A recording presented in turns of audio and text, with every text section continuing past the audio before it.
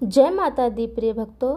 नवरात्र के 5वें दिन दुर्गा सप्तशती पाठ में हम 9वां और 10वां अध्याय सुनेंगे। नमस्कार, भक्ति भजन चैनल में आपका स्वागत है। दुर्गा सप्तशती का पाठ ना अधूरा पढ़ा जाता है ना ही सुना जाता है, तो कृपया पूरा सुने। हम माँ से प्रार्थना करेंगे। हे करुणामयी, जगजननी, स्नेहमयी एवं आनंद देने वाली माँ, आपकी सदा जय हो। हे जगदम्बे, पंखहीन पक्षी और भूख से बिलबिलाते बच्चे जिस प्रकार अपनी माँ की प्रतीक्षा करते हैं, उसी प्रकार मैं भी आपकी दया की प्रतीक्षा कर रहा हूँ। हे अमृतमयी माँ, आप शीघ्र मुझे दर्शन देने की कृपा करें। मुझे ऐसी बुद्धि प्रदान करिए जिससे मैं आपका रहस्य जान सकूं। 9वां अध्याय निशुंभ वध। ओम राजा बोले, हे ऋषि श्रेष्ठ, आपने रक्त बीज के वध से संबंध रखने वाला देवी चरित्र का यह अनोखा महात्म मुझे सुनाया। रक्त बीज की मृत्यु के बाद शुंभ निशुंभ दैत्यों ने क्या किया, यह मैं आपसे जानना चाहता हूँ। ऋषि बोले, रक्त बीज के मारे जाने पर शुंभ निशुंभ क्रोध में भर गए। दैत्यों की प्रधान सेना को लेकर निशुंभ देवी से युद्ध करने आया। महाप्रकर्मी शुंभ भी सेना सहित चंडिका देवी को मारने के लिए आगे बढ़ा। शुंभ और निशुंभ का देवी से घोर युद्ध हुआ। दोनों भाई शुंभ निशुंभ देवी पर इस प्रकार बाणों को छोड़ने लगे मानो मेघ वर्षा कर रहे हों। देवी ने असुरों द्वारा छोड़े गए बाणों को अपने बाणों से काट डाला और अपने शस्त्रों की वर्षा से उनको चोट पहुंचाई। निशुंभ ने तेज धार वाली तलवार और चमकती ढाल लेकर देवी के वाहन सिंह के मस्तक पर वार किया। इस पर देवी ने क्षुरप्रा नामक बाण से निशुंभ की तलवार को काट डाली और उसकी ढाल के जिसमें 8 चांद जड़े थे टुकड़े टुकड़े कर डाले। ढाल और तलवार के कट जाने पर निशुंभ ने शक्ति का प्रहार किया, जिसके देवी ने अपने चक्र से 2 टुकड़े कर दिए। निशुंभ मारे क्रोध के जल भुन गया और देवी पर शूल से वार किया, परंतु देवी ने अपने मुक्के से शूल को चूर चूर कर डाला। इसके बाद देवी पर उसने गदा से प्रहार किया। देवी ने त्रिशूल से गदा को काट दिया। अब वह फरसा लेकर देवी की ओर लपका। देवी ने अपने तीखे बाणों से घायल कर दिया। अपने भयानक प्राक्रमिक भाई निशुंभ के घायल हो जाने पर शुंभ क्रोध में भर गया और देवी अंबिका को मारने के लिए दौड़ा। शुंभ रथ पर बैठा था, उसके 8 भुजाएं थीं, उनमें भयंकर शस्त्र शोभायमान थे। वह अपनी भुजाओं से सारे आकाश को ढाँप कर शोभायमान हो रहा था। देवी ने शुंभ को देखकर शंखनाद किया तथा अति दुस्सह धनुष की प्रत्यंचा का शब्द किया। अपने घंटे के शब्द से चारों दिशाएं भर दी, जिसकी आवाज़ से असुर सेना का तेज नष्ट हो गया। देवी के सिंह ने भी अपनी दहाड़ से, जिसे सुन बड़े बड़े बलवानों का मद चूर हो जाता था, आकाश, पृथ्वी और 10 दिशाओं को पूरित कर दिया। इसके बाद आकाश में उछलकर काली ने अपने दांतों और हाथों को जमीन पर पटका। उनका ऐसा करने से ऐसा शब्द उत्पन्न हुआ कि पहले के सारे शब्द शांत हो गए। शिवदूती ने असुरों में भय उत्पन्न कराने के लिए अट्टहास किया, जिससे सुनकर सब राक्षस घबरा उठे और निशुंभ क्रोध में भर गया। देवी अम्बा ने शुंभ से कहा, अरे दुष्ट, खड़ा रह। इस पर आकाश से सभी देवता जय हो बोल उठे। शुंभ ने वहां आकर ज्वालाओं से युक्त एक भयंकर शक्ति छोड़ी, जिसे देवी ने अपनी मोहलक नाम शक्ति से काट डाला। इस पर शुंभ ने सिंहनाद किया, जिससे तीनों लोग गूंज उठे और सिंहनाद का इतना घोर शब्द हुआ कि उसने पहले के नाद को दबा दिया। शुंभ द्वारा चलाए गए बाणों को देवी ने और देवी द्वारा चलाए गए बाणों को शुंभ ने काट दिया। क्रोध में भरकर देवी चंडिका ने शुंभ पर त्रिशूल चलाया, जिससे मूर्छित होकर वह पृथ्वी पर गिर पड़ा।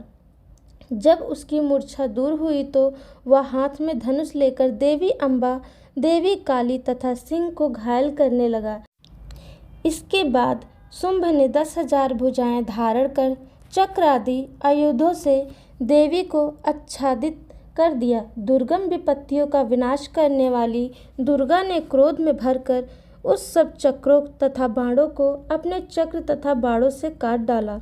असुर सेना से घिरा हुआ निशुंभ बड़ी तेजी से गदा लेकर देवी पर लपका। निशुंभ के आते ही देवी ने तीक्ष्ण धार वाले खड्ग से उसकी गदा को काट डाला। अब निशुंभ ने त्रिशूल लेकर आक्रमण किया तो देवी दुर्गा ने वेग से अपने शूल से निशुंभ का वक्ष स्थल छेद डाला। शूल के विदीर्ण हो जाने पर निशुंभ की छाती से एक दूसरा महाबली एवं पराक्रमी पुरुष खड़ी रह कहता हुआ निकला। उसको देखकर देवी ने बड़ी जोर का ठहाका लगाया। अभी वह निकलने भी नहीं पाया था कि देवी ने उसका सिर काट दिया। सिर के कटते ही वह पृथ्वी पर गिर पड़ा। इसके बाद सिंह दहाड़कर असुरों का भक्षण करने लगा। काली और शिवदूती भी राक्षसों का रक्त पीने लगी। कौमारी की शक्ति कई दैत्य महेश्वरी के त्रिशूल से विदीर्ण होकर पृथ्वी पर गिर पड़े और कई वाराही के प्रहारों से भिन्न भिन्न होकर धाराशाही हो गए। वैष्णवी ने भी अपने चक्र से बड़े बड़े महापराक्रमियों का कचूमन निकालकर यमलोक पहुंचा दिया। ऐन्द्री के हाथ से छूटे हुए वज्र द्वारा कितने ही राक्षस यमपुरी पहुंच गए। कितने ही राक्षसों को काली, शिवदूती और सिंह ने भक्षण कर लिया। 10वां अध्याय शुंभवध। ओम मेधा ऋषि बोले, हे राजन, अपने प्यारे भाई निशुंभ को मरा हुआ देखकर तथा बहुत सी सेना के भी नष्ट हो जाने पर शुंभ के क्रोध की सीमा न रही। वह देवी को संबोधित करते हुए बोला, हे दुष्ट दुर्गे, तू अपने बल पर अहंकार मत कर, क्योंकि तू तो दूसरे के बल पर लड़ रही है। देवी दुर्गा ने उत्तर दिया, हे दुष्ट दानव, देख, मैं तो अकेली ही हूँ। इस संसार में मेरे अतिरिक्त कोई दूसरा नहीं है। यह सब तो मेरी शक्तियाँ हैं। यह देख, ये सब मुझ में समा रही हैं। इतना कहते ही ब्राह्मणी आदि सब देवियाँ दुर्गा के शरीर में प्रवेश कर गईं तथा दुर्गा जी अकेली रह गईं। देवी बोली, मैं अपनी विभूति से अनेक रूपों में यहाँ प्रकट हुई थी। उन सब रूपों को मैंने समेट लिया है। अब मैं युद्ध के मैदान में अकेली खड़ी हूँ। तू भी यहाँ स्थिर भाव से ठहर। ऋषि बोले, तब देवताओं और राक्षसों के देखते ही देखते देवी और शुंभ में भयंकर युद्ध छिड़ गया। देवी दुर्गा ने सैकड़ों अस्त्र शस्त्रों का प्रयोग किया। शुंभ ने भी भयंकर अस्त्र शस्त्र चलाए। उनके इस भयंकर युद्ध से तीनों लोग कांपयमान हो गया। देवी द्वारा छोड़े गए अस्त्रों को शुंभ ने अपने शस्त्रों से काट दिया। इसी प्रकार शुंभ द्वारा चलाए गए शस्त्रों को देवी ने अपनी भयंकर हुंकार से ही भस्म कर दिया। दैत्यराज शुंभ ने सैकड़ों बाण एक साथ चलाकर देवी को ढक दिया तो देवी ने अपने बाणों से शुंभ का धनुष ही काट दिया। धनुष के कट जाने पर शुंभ ने शक्ति का प्रयोग किया तो देवी ने उसे भी निस्तेज कर दिया। अब दैत्यराज शुंभ अपनी तलवार लेकर देवी की ओर लपका, परंतु देवी ने उसकी तलवार व ढाल दोनों को काट दिया।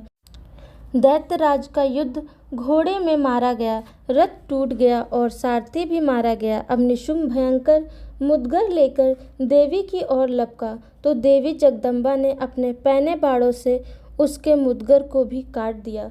मुद्गर के टूट जाने पर शुंभ बड़े वेग से देवी को मुक्का मारने के लिए दौड़ा। जैसे ही शुंभ ने देवी की छाती पर मुक्का मारा तो देवी ने भी शुंभ की छाती पर एक चांटा मारा।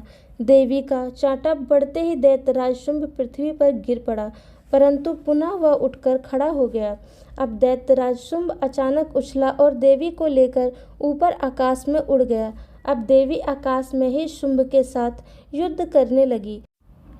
उनके इस युद्ध ने सिद्ध और मुनियों को विस्मय में डाल दिया। इसके बाद देवी ने शुंभ के साथ काफ़ी समय तक युद्ध करने के पश्चात उसे उठाकर जोर से घुमाकर पृथ्वी पर पटक दिया। पृथ्वी पर पटके जाने पर ही वह दुष्ट आत्मा पुनः खड़ा होकर देवी का वध करने हेतु उनकी ओर बड़े वेग से दौड़ा। दैत्यराज शुंभ को अपनी ओर जाते देख देवी ने अपने त्रिशूल से उसकी छाती छेद कर पृथ्वी पर गिरा दिया। देवी के त्रिशूल से घायल होने पर दैत्यराज शुंभ के प्राण पखेरु उड़ गए और वह समुद्र, द्वीपों तथा पर्वतों सहित समूची पृथ्वी को कंप्यमान करता हुआ पृथ्वी पर आ गिरा। दुष्ट असुर के मरते ही सारा संसार प्रसन्नता से नाच उठा। पहले जो अनिष्ट सूचक मेघ और उल्कापात होते थे वे सभी शांत हो गए। नदियाँ अपने सही मार्ग से बहने लगी। देवगण बड़े प्रसन्न हुए तथा गंधर्व सुंदर गीत गाने लगे। बाजे बजने लगे, अप्सराएं नाचने लगी, स्वच्छ वायु बहने लगी, सूर्य की उत्तम प्रभा हो गई। यज्ञ आदि की अग्नियां माँ जो शांत हो गई थी अब वो प्रज्वलित हो गई तथा संपूर्ण दिशाओं का हाहाकार शांत हो गया। प्रजा सुखी हो गई और सर्वत्र शांति स्थापित हो गई। दुर्गा सप्तशती का 9वां और 10वां अध्याय संपन्न हुआ। कथा अच्छी लगी हो तो कमेंट में जय माता दी जरूर लिखें, एक लाइक जरूर करें। धन्यवाद।